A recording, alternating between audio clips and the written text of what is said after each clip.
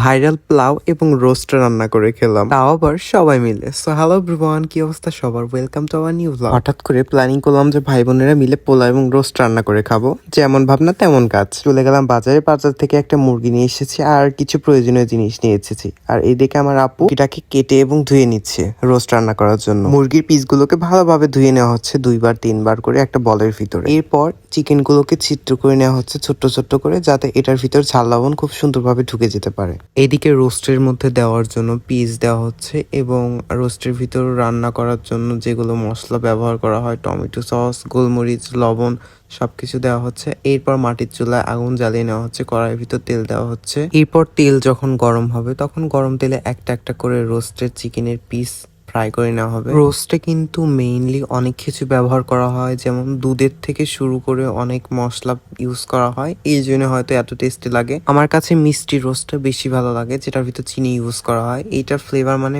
অনেক বেশি মজা হয়ে থাকে। এর আগে পিঠালের ভিডিওতে তোমরা অনেক রেসপন্স করেছিলে, থ্যাংক ইউ সো মাচ তার জন্য। এবং আশা করি আজকের ভিডিও তোমাদের কাছে অনেক বেশি ভালো লাগবে। কথা বলতে বলতে আমাদের রান্নাও কিন্তু লাস্টের দিকে, অ্যান্ড লাস্ট ফিনিশিং হিসেবে আমরা একটুখানি দুধ দিয়ে নেব, তাহলে রেডি আমাদের রোস্ট। তারপর আমরা সার্ভ করে নেব একটা ছোট্ট বাটিতে রোস্ট গুলো। জাস্ট দেখো কি সুন্দর হয়েছে না রোস্ট গুলো।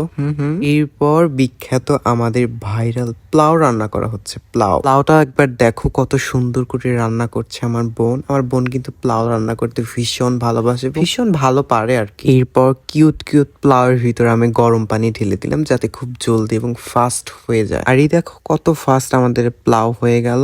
এরপর হচ্ছে খাবার পালা। সো তোমাদের আমি বলবো পোলাও আর রোস্ট কেমন লাগে। তারাও আগে একটু ভালো করে সার্ভ করে নেই নাকি। এরপর আমার গ্লাসে আপু কোক ঢেলে দিল।